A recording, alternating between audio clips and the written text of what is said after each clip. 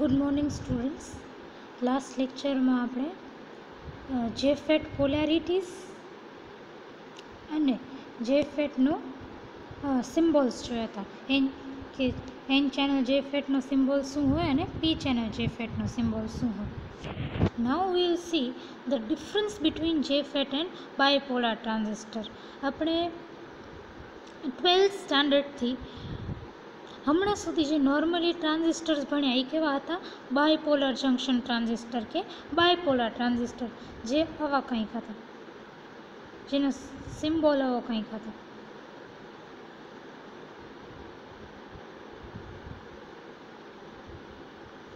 આ આપણું NPN transistor હતું અને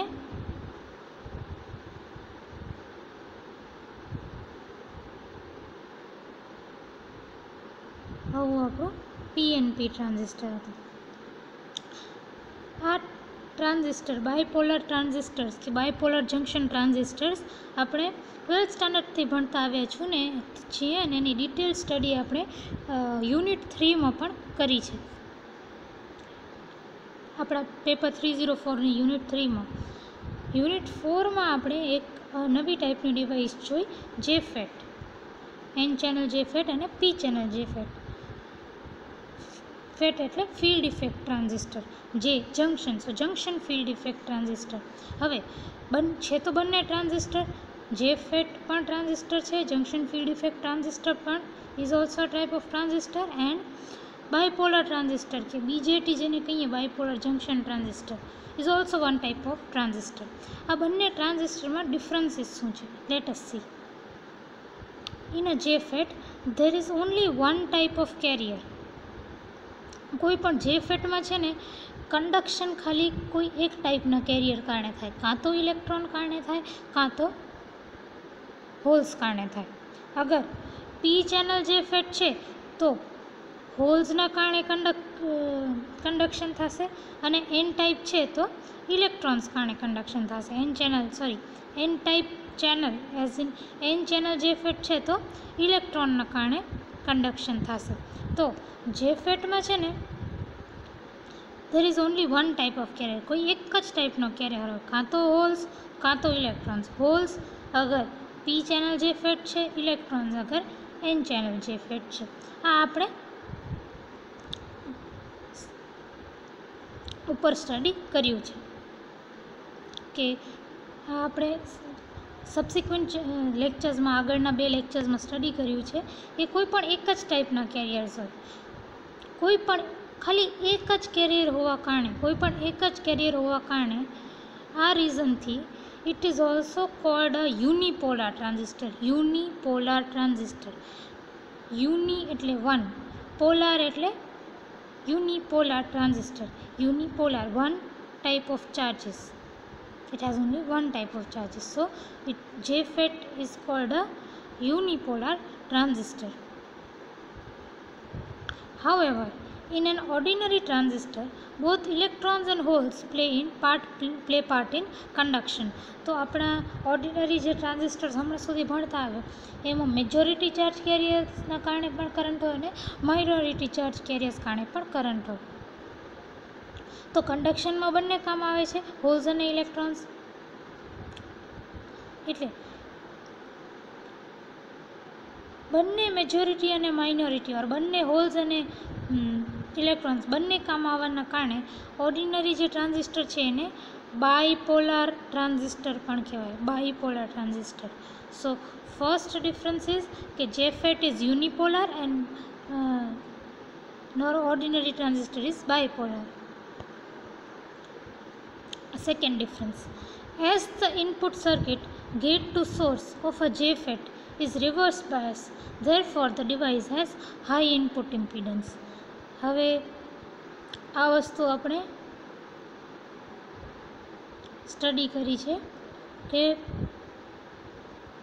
JFET પોલારિટીઝ જ્યારે આપણે સ્ટડી કરતા હતા ત્યારે આપણે જોયું કે JFETની જે ઇનપુટ સાઇડ છે, JFETના ઇનપુટમાં શું છે? Gate to source. તો JFETની input circuit, that is the gate to source, is always kept reverse bias. આપણે JFETને કામ કરાવવા માટે, JFETને નોર્મલ ફંક્શન કરાવવા માટે ઇનપુટ સર્કિટ સાઇડ એટલે કે ગેટ ટુ સોર્સ જે છે એને હંમેશા રિવર્સ બાયસ રાખવું પડે. હવે તમને ખબર છે કે ફોરવર્ડ બાયસમાં ઇમ્પિડન્સ ઓછું હોય અને રિવર્સ બાયસમાં ઇમ્પિડન્સ વધારે હોય. તો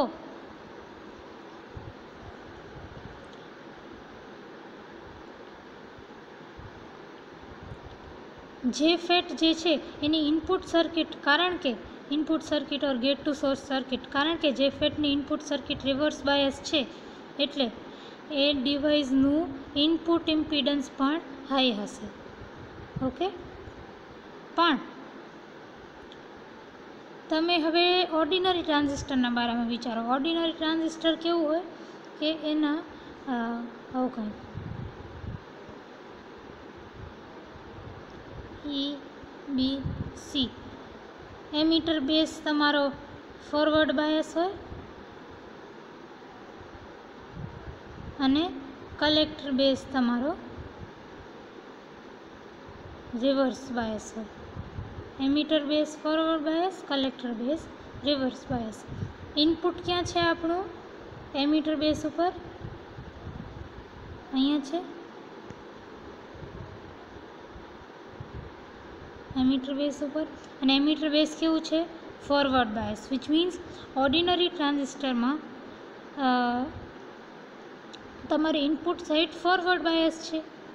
ફોરવર્ડ બાયસ હોવાના કારણે ફોરવર્ડ બાયસમાં હંમેશા ફોરવર્ડ બાયસમાં ઇમ્પિડન્સ હંમેશા ઓછું હોય. તો the input impedance of ordinary transistor is forward biased and hence has a low input impedance. That is, ordinary transistor ની input circuit હંમેશા forward bias હોય એટલે એનું input impedance low હશે. So second difference is કે જે ફેટની input circuit હંમેશા રિવર્સ બાયસ હોય એટલે એનો હાઈ ઇમ્પિડન્સ હોય, પણ ઓર્ડિનરી ટ્રાન્ઝિસ્ટરની ઇનપુટ સર્કિટ ફોરવર્ડ બાયસ હોય એટલે એનું લો ઇનપુટ ઇમ્પિડન્સ હોય. Third difference, typical BJT base current is few microampere while JFET gate current is 1000 times smaller and can be taken as 0, that is IG is equal to 0. હવે BJTમાં તમે compare કરો તો BJTમાં base current આપણો micro એમ્પિયર્સમાં રહેતો, base leakage current કેટલામાં રહેતો? માઇક્રો એમ્પિયર્સમાં. નોર્મલ આપણો ઓર્ડિનરી ટ્રાન્ઝિસ્ટર જે છે જેને આપણે BJT કહીએ, which we have studied till now, એમાં માઇનોરિટી ચાર્જ કેરિયર્સ કારણે જે લીકેજ કરંટ રહેતો હોય કેવું? માઇક્રો એમ્પિયર્સમાં રહેતો, બહુ નાનો માઇક્રો એમ્પિયર્સમાં પણ રહેતો. પણ JFET gate current is 1000 times smaller. JFET ના જે ગેટમાં કરંટ છે ને 1000 times smaller, which means micro ampere એટલે 10⁻⁶ ડિવાઇડેડ બાય 1000, કારણ કે 1000 times smaller છે તો 10⁻⁹ જેટલો થાય. તો JFETમાં નેનો એમ્પિયરના ઓર્ડરનો કરંટ હશે. નેનો એમ્પિયર ઓર્ડરનો કરંટ એટલે બહુ જ નાનો, and it can be taken as 0. તો આપણે IG ઇઝ ઇક્વલ ટુ 0 લેશું. તો આ થર્ડ ડિફરન્સ આવે છે કે BJTમાં base current is few micro ampere, પણ JFETમાં the gate current is taken as IG is equal to 0. Okay, now output characteristics of the JFET. Output characteristics આપણે યુનિટ 3માં સ્ટડી કરતા હતા. કોની? BJTની, બાયપોલર જંક્શન ટ્રાન્ઝિસ્ટરની. હવે આપણે આઉટપુટ કેરેક્ટરિસ્ટિક્સ ઓફ JFET જોશું. આઉટપુટ કેરેક્ટરિસ્ટિક્સ એટલે શું? આઉટપુટ કેરેક્ટરિસ્ટિક્સ તમે યાદ કરો BJTના કેસમાં એ શું હતું? એ હતું કે output current divided by output voltage, divided by નહીં, પણ output current versus output voltage when input voltage is kept constant. See the graph, output current versus output voltage when input voltage is kept constant. તો આ કેસમાં આપણે તો output characteristics of JFET શું છે? ID versus VDS when VGS it's constant. સૌથી પહેલાં તો હું એક જેફેટ ડ્રો કરું જેનું મને ફાઇન્ડ આઉટ કરવાનું છે. કેરેક્ટરિસ્ટિક્સ કઈ જેફેટ વાપરી છે? આ જો એરો અંદરની સાઈડ છે એનો મતલબ એન ચેનલ જેફેટ વાપરી છે. સો આઈ ડ્રો એન ચેનલ જેફેટ. પછી એન ચેનલ જેફેટ છે, આ ગેટ છે, આ ડ્રેન છે ને આ સોર્સ છે. તો ગેટ અને સોર્સને મને રિવર્સ બાયસ કરવાનું છે, તો આ બેટરીથી મેં રિવર્સ બાયસ કર્યું છે. ઓકે, ગેટ અને સોર્સના વચ્ચે આ બેટરીથી મેં રિવર્સ બાયસ કરી દીધું. પછી કારણ કે મને પોર્ટથી તમે એક્સપેરિમેન્ટ કરો જ્યારે લેબમાં, ત્યારે શું કરો કે એક પોટ આપેલો હોય પોટેન્શિયોમીટર, એનાથી તમે વોલ્ટેજ વધારતા જાઓ અને કરંટ નોટ કરતા જાઓ. તો અહીંયા મેં શું કર્યું, એક પોટ લગાવી દીધું, એક પોટેન્શિયોમીટર લગાવી દીધું. પછી આઉટપુટ સાઈડમાં શું છે? આ ડ્રેન અને સોર્સ. તો આઉટપુટ સાઈડમાં પણ મેં એક વોલ્ટ મીટર લગાવ્યું. ઇનપુટ સાઈડમાં પણ એક વોલ્ટ મીટર છે વીજીએસ, અને આઉટપુટ સાઈડમાં પણ એક વોલ્ટ મીટર છે વીડીએસ. આઉટપુટ સાઈડમાં મેં કરંટ મીટર લગાવ્યું આઈડી, અને આઉટપુટ સાઈડને પણ મેં બાયસ કરી દીધું છે. ઓકે, સો આ આપણું સર્કિટ થઈ ગઈ. આ સર્કિટથી આપણે શું ફાઇન્ડ આઉટ કરશું? Output characteristics of JFET. તો હું કરીશ શું? સૌથી પહેલાં તો વીજીએસની કંઈક વેલ્યુ લઈશ. ધારો કે વીજીએસની value is equal to 1 volt. વીજીએસની વેલ્યુ 1 વોલ્ટ કોન્સ્ટન્ટ રાખી દઉં અહીંયા. પછી એને છોડી દેવાનું, વીજીએસને નહીં હટવાનું. પછી શું કરવાનું કે વીડીએસને તમને સ્ટેપ બાય સ્ટેપ વધારતું જવાનું. VDS is equal to 0.1 volt, 0.1 volt, 0.2 volt, 0.3 volt, whatever, જ્યાં સુધી તમને વધારવું હોય ત્યાં સુધી વીડીએસ વધારતું જવાનું. અને સામે ટેબલમાં આઈડી નોટ કરતું જવાનું. 0.1 માટે આઈડી, 0.2 માટે આઈડી, 0.3 માટે આઈડી, એમ વીડીએસને વધારતે આઈડીને નોટ કરતું જવાનું. પછી જે તમને મળે એને આઈડી વર્સિસ વીડીએસના ગ્રાફમાં આ રીતે પ્લોટ કરી દેવાનું. અને આગળ લખવાનું VGS is equal to 1 volt. તમે VGS is equal to 1 volt constant ઉપર આઈડી વર્સિસ વીડીએસ લગાવ્યું છે. હવે પછી શું કરવાનું? પછી ફરીથી અહીંયા આવી જવાનું. ઇનપુટ સાઈડ ઉપર VGS is equal to 2 volt constant fix કરી દેવાનું, જસ્ટ ફોર એક્ઝામ્પલ. પછી વીજીએસને છોડી દેવાનું. પછી પાછું આઉટપુટ સાઈડ ઉપર આવી જાઓ, અને પછી તમે વીડીએસ અને ને ચેન્જ કરતા જાઓ. 0.1 વોલ્ટ ત્યારે તમને આઈડી મેજર કરવાનું, 0.2 વોલ્ટ ત્યારે આઈડી મેજર કરવાનું, ગો સો એન્ડ સો. તો તમને એક કર્વ મળશે. એ પછી જે પણ તમને વેલ્યુ મળે એનાથી તમે બીજો એક કર્વ ડ્રો કરી દો, અને એ કર્વને નામ આપો VGS is equal to 2 volt, કારણ કે constant VGS is equal to 2 volt ઉપર હતું. એ જ રીતે VGS is equal to 3 volt અહીંયા સેટ કરીને વીડીએસ અને આઈડીની વેલ્યુ ટેબલમાં નોટ કરીને પછી આ ગ્રાફ બનાવી દેવાનો. તો આવી તમારી કંઈક આઉટપુટ કેરેક્ટરિસ્ટિક્સ બનશે. આ તમને પ્રેક્ટિકલમાં આ વસ્તુ આઉટપુટ કેરેક્ટરિસ્ટિક્સ બનાવવાનું તમને પ્રેક્ટિકલમાં આવશે 4th સેમેસ્ટરમાં. એટલે આ ધ્યાનથી જોજો.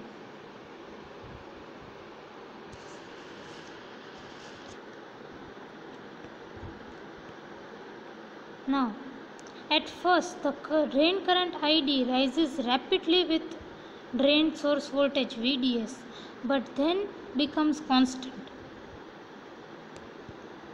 જો પહેલાં શું થાય છે કે ID rises rapidly with VDS. ID VDS સાથે બહુ જ જલ્દી ચેન્જ થાય છે. But than becomes constant. આ પોઈન્ટ્સ પછી શું થાય છે? વીડીએસ સાથે આઈડી કોન્સ્ટન્ટ રહે છે. જો આઈડી કોન્સ્ટન્ટ રહે છે, ભલે ને વીડીએસ વધે છે, પણ આઈડીની વેલ્યુ આને આ રહે છે, આ વાળી.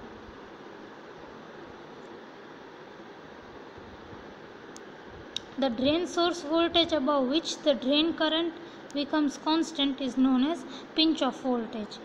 તો આ જે ડ્રેન સોર્સ વોલ્ટેજ છે ને, આ વાળો વોલ્ટેજ જેને પછી તમારું આઈડી કોન્સ્ટન્ટ થઈ જાય છે, એ ડ્રેન સોર્સ વોલ્ટેજને પિંચ ઓફ વોલ્ટેજ કહેવાય. ફરીથી પિંચ ઓફ વોલ્ટેજ કોને કહેવાય? અહીંયા વીપી ડ્રો કર્યું છે જો, આ વાળા વોલ્ટેજને,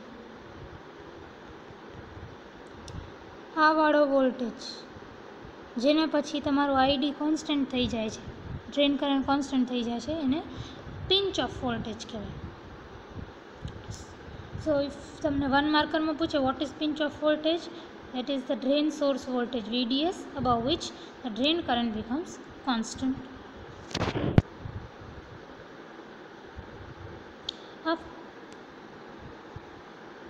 After pinch off voltage, the channel width becomes so narrow that depletion layer almost touch each other. The drain current passes through the small passage between the layers. Therefore, increase in drain current is very small with VDS above pinch off voltage. Consequently, the drain current remains constant. તો pinch off voltage પછી શું થાય કે ચેનલની width બહુ જ પતલી થતી જાય. તમે જોયું છે ડિપ્લીશન લેયર, જેમ જેમ તમે VGS વધારો કે રિવર્સ બાયસ વધારો ત્યારે એમ શું થાય કે તમારું ડિપ્લીશન લેયર ઓર વધારે મોટા થતા જાય. જેમ જેમ તમારા ડિપ્લીશન લેયર મોટા થતા જાય એમ તમારું ચેનલની વિડ્થ પતલી થતી જાય. લાસ્ટ ફ્યુ લેક્ચર્સ યાદ કરો કે જેમ જેમ તમારું ડિપ્લીશન લેયર મોટું થતું જાય એમ તમારી ચેનલની વિડ્થ પતલી થતી જાય. એવું થાય ને? તો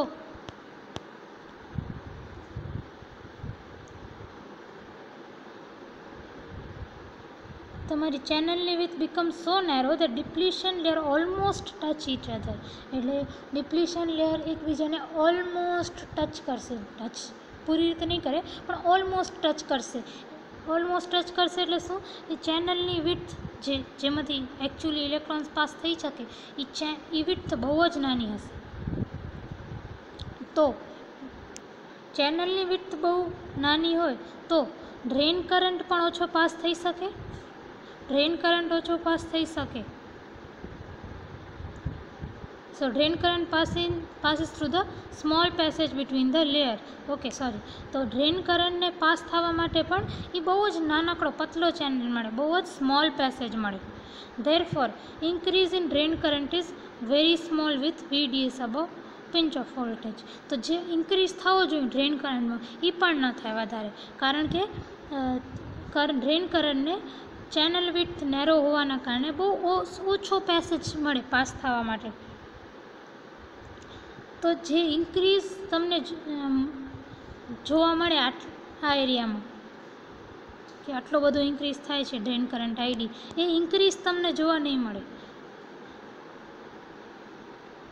સો increase in drain current is very small. બહુ વધારે ઇન્ક્રીઝ જોવા નહીં મળે. Consequently drain current remains constant. એટલે ડ્રેન કરંટ કોન્સ્ટન્ટ રહેશે. Drain current will remain constant, કારણ કે ઇન્ક્રીઝ બહુ વધારે નહીં થાય. Increase will be very small which means drain current will remain constant. તો આ રીઝન છે કે અહીંયા ડ્રેન કરંટ શું કામ કોન્સ્ટન્ટ રહે છે. અહીંયા ડ્રેન કરંટ એટલે કોન્સ્ટન્ટ રહે છે because after the pinch of voltage the channel width becomes so narrow that depletion layer almost touch each other.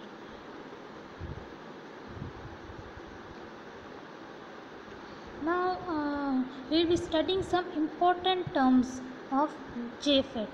હવે JFETને સ્ટડી કરવા માટે આપણે એના થોડાક પેરામીટર સ્ટડી કરવા પડશે.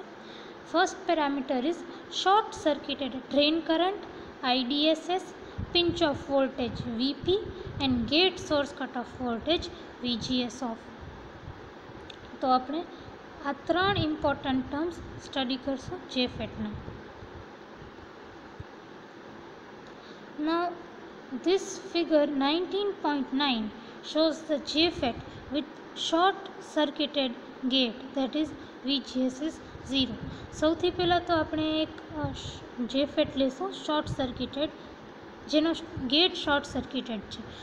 ગેટ શોર્ટ સર્કિટેડ મીન્સ કે અહીંયા ગેટ અને સોર્સ વચ્ચે કોઈ બેટરી નથી. ગેટ અને સોર્સને શોર્ટ કરી દીધો. હવે કોઈ પણ જગ્યાએ શોર્ટ સર્કિટ હોય તો એનો વોલ્ટેજ કેટલો હોય? 0. કોઈ પણ બે ટર્મિનલને તમે શોર્ટ સર્કિટ કરી નાખો બેને કનેક્ટ કરીને, તો એના અક્રોસ ટર્મિનલ્સના અક્રોસ વોલ્ટેજ કેટલો થશે? 0. તો ગેટ અને સોર્સને તમે શોર્ટ કરી નાખો આ રીતે, તો આ બે વચ્ચે વોલ્ટેજ છે જે VGS કેટલો થશે? 0.